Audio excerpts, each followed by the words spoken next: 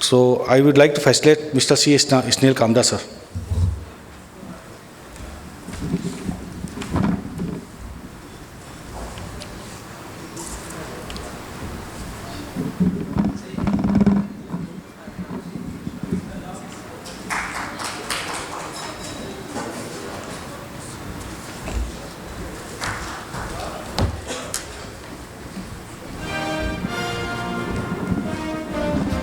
Now I request C. Snell, sir, to please take the mic. It's yours.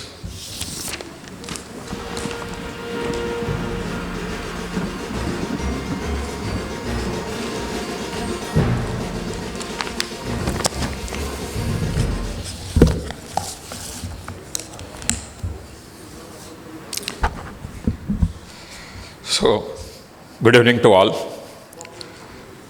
The session that I have been allotted is asset attachment under insolvency. Can CRP survive ED roadblock under PMLA?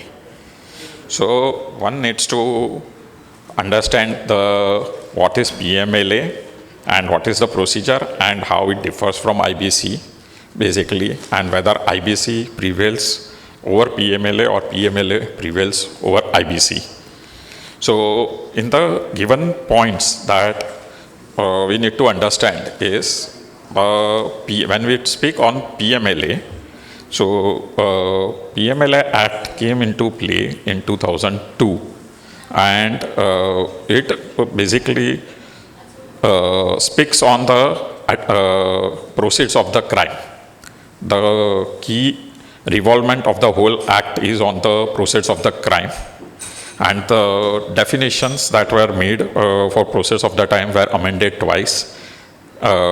Initially, the process of the crimes were covered to cover the properties attached and which were bought from the funds of the crime.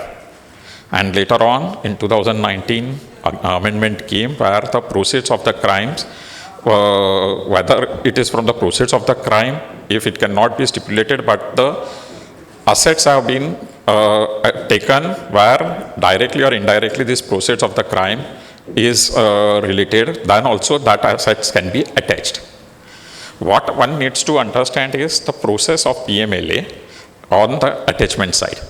So how does the process runs?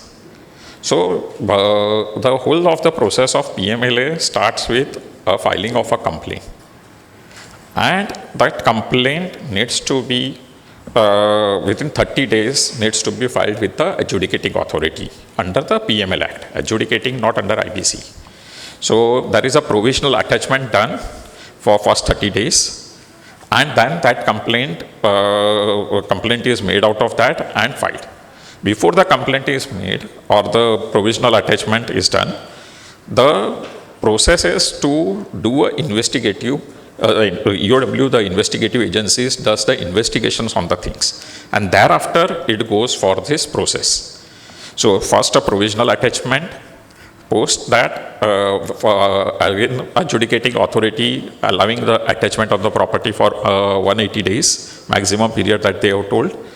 And post that 180 days, the process will start. Once the attachment is confirmed, the process of trial will start in the special court. So special courts are being framed, the PMLA, to look into these matters. So the special courts are not separately done like what we had for IBC, and CLAT and CLT came up as a special court for IBC matters. For PMLA, the session courts have been designated by way of notifications, gazetted notifications. Each state there has been allotted a special court under PMLA. And several session courts have been designated, and accordingly the designated court, session court, takes up the matter for hearing under PMLA. Now, the point that we all need to understand is, in PMLA, the process of the crime is the base. When it is IBC, that is CIRP, it is resolution of the corporate data is the base. Protecting the assets and recovery of the creditors, for the creditors from the asset. The two acts works on a different domain. Like in PMLA, basically comes from a public domain where there has been a fraud, where there is a misutilization of the public funds, has been there. So it comes under a public domain. Whereas in IBC, it is a contract between two parties that comes into play. So it is between parties. PMLA comes with a criminal background. So it's a criminal proceedings that goes under PMLA Act. And in IBC, it is of a civil nature. So this basic differences, once we understand, then we will be able to understand in much better way how this both interplay between both does. I was just sitting when Sandeep Bajaj was taking a session. He said about 32A of IBC. So what is required to understand is which are the sections of IBC where this interplay points come and where there is a difference of views in the judiciary. So to understand that, it is first section that comes in the interplay is section 14, moratorium. Moratorium under IBC. So several jurisprudence over a period has been done. Several cases have been on these lines discussed in NCLT and ICAI, Supreme Court. Supreme Court is yet to finally decide on certain points of this moratorium also. But what is required to understand is when there is the key part that one needs to go through is that one needs to understand is that when you are looking at proceeds of the crime under PMLA and when you are looking at the moratorium. Okay, so moratorium is basically a calm period during the CIRP process where all proceedings must stay. So whether an attachment can be done during the CIRP is first question. Whether the attachment done before CIRP started can be withdrawn during CIRP and if that is to be withdrawn, can it be withdrawn by NCLT, that is adjudicating authority under IBC, or it should go to a PMLA court for the withdrawal of the attachment, or it should go to some other court. These are the questions pertaining to this PMLA and IBC interplay with respect to section 14. So in this interplay with respect to section 14, there has been some conflicting views. Like in the case of Donor Foods, where Mr. Anil Kohli was a resolution professional, the ED had provisionally attached the order, and it did not violate the moratorium. Why? Because in that case, the PMLA proceedings were initiated long before the CIRP. So there is, when you read each case laws related to this moratorium, you will find that little tweak in each question. At first reading, you will find that this seems to be same, but there is a little tweak. In Donors Foods case, what was the key tweak was that before the CIRP started, already ED proceedings had started. Already attachments were done. So in that case, it was very clearly mentioned that as it is from the criminal domain and not an economic domain of IBC, and as the CIRP, before start of CIRP, the attachment was done, so that attachment is a valid attachment. However, in the case later on, in the case of Directorate of Enforcement, New Delhi versus Sri Manoj Kumar Agarwal, resolution professional in Shrey Infra in 2021, it was again said that as the section 14 of IBC have similar objectives and with section 5 of PMLA, but that is to protect the assets. It is to be noted that the provisional attachment order under PMLA are subject to adjudicating authority approval, rendering civil proceedings. and thus moratorium under section 14 applies. What does it mean? In this case, it means that even a PMLA, the officer who is going for a provisional attachment has to go to a adjudicating authority under PMLA Act. And that is a civil proceedings. And because it is a civil proceeding, that proceeding is a civil, so section 14 applies. So if you now can understand that these are two contradicting things on section 14, which is yet to be resolved. But while going through various case laws, I came out with one small chart for simple understanding, whereby where the attachment can be done, situations like CRP pending, whether the attachment can be done, yes, moratorium, then also attachment can be done. What is the attachment does not mean confiscation of the assets.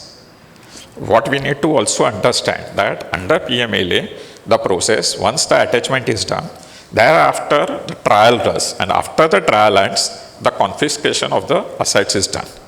So the assets are confiscated at the end of the trial, which is a long drawn process, which our previous speaker also, while talking about a resolution plan, stressed on it. So this is a long drawn process where the trial goes, trial comes, and then confiscation. So there is, as on date, diciness on the final jurisprudence to come on this. The Bruson case, which is still a review petition, which is still pending. Once that comes out, probably we will have a very clear idea on all these things. Second section is section 238 of the IBC Act. So overriding effect of 238. So section 238 starts with a non-obstacle clause, meaning its provisions are generally overrides the inconsistent sections of any other law. So here also, in the case of Conclave, in the case of Donor Foods, had held that 238 to override all the statutes. So section 238 in the case of Donor Foods, Conclave has clearly given that it overrides all the things. The statutes must operate in the same legislation and domain and have clear a clear inconsistency. So when there is a matter like in PMLA and IBC, now whether they operate on the same domain? No. They operate on a different domains. So if they operate on a different domains and are inherently inconsistent, then for the IBC cannot override PMLA in respect of the assets of the process of the crime. Now this was what Donor Foods said. Now there was a contrasting view to this, where Gujarat High Court, in the case of AM Mining, came down in the subsequent time that it starts with the non-obstacle clause, and therefore it prevails. It also in the case of Delhi High Court, in case of Rajiv Chakraborty, resolution professional of EIRC, again indicated that it will prevail. So again in 238 the two things are, but what has come out very clearly is which domain it is. Is it a different domain? What is the law that I can say that we all should understand is settled in this case? So let's understand this with a simple example which probably will simplify our understanding in the process. There is a company which goes under CRP. A creditor files, the matter gets admitted under CRP. And as soon as the matter is admitted, either before that, the process under PMLA had started. Now in that scenario, PMLA has started, IBC was initiated. What are the assets of the company? Whether they were acquired through process of the crime, whether they were directly or indirectly connected with the crime. And if the case is yes, and this has been admitted, probably in the days to come, it will tilt toward PMLA side more than IBC. So what we require to do, what legislatures is required to do is maybe in days to come amend certain things and may add on section 65, which is there in IBC, may give, right, when we now give resolution plans, we have a clean slate principle. We have section 32A, which comes into play, post approval of the plan. Before approval of the plan, again, there is a gap. So, post approval of immunity under 32A comes into play. But what happens of PMLA asset, which is unanswered? So, amendment to a fact that due diligence which is sought by the resolution applicant before while giving the resolution, probably he should do due diligence on this side too. That amendment can come out, and then what we take a compliance certificate, probably. That compliance certificate, a clause is added where he undertakes that, yes, if it's a process of the crime, following can go. And again, change in the law may come, whereby that is all depend on Bhushan. How to undo what is already done. So when the resolution plan is passed and after 5 years someone is coming and saying revise it, then how to undo what is already done. So here these things are kept open. Section 32A. Now a lot of has been spoken on various forums on 32A, where constitution validity of 32A was challenged. It sailed through and it came that yes, it is constitutionally valid. Automatic discharge and NCLT power was discussed in the Bombay High Court on the Shiv Charan's case, where again this 32A was very well defined. Anyone who wants to understand this more, Shiv Charan case is a classic case study. And recent 2 case study I came across was Ganesh Jewelry and Shakti Bhog food snacks. They too, Ganesh Jewelry is Kolkata based order of an NCLT, and I think Shakti Bhog is NCLT Delhi. Oh, sorry. So Sri Ganesh Jewelry is a writ of Kolkata High Court, which is an interesting writ where moratorium will prevail, it is said, and no attachment can be done. And this is a recent order. Recent means very recent order on this, which one needs to update on these lines. And Shakti Bhog, NCLT Delhi, Shakti Bhog case was something where PMLA is continuing. The liquidator has, RP had filed an application for liquidation, and thereafter liquidator has filed an application for dissolution, no assets. And ED has intervened, stating that there is no asset in the company, but our matter of Shakti Bhog group is on. And if this entity dissolves, the trial of the financial trial will have its own challenges to be proven in the court for the group as a whole. So company should not be dissolved. And it was given in the favor of ED that company should not be dissolved. So these are the key case studies on which one needs to look into. Another one point that I would like to say in 32A. 32A comes into play only after approval of plan. So anything before approval of plan, any attachment comes into play, the attachment is valid. After approval of the plan, 32A gives an immunity as of now. What it comes with is conditions. There has to be a change of control. There has to be the non-related party who is a SRA, and the SRA is not involved in the process of the crime. If these are the conditions fulfilled, probably 32A immunity will be given in the case. So,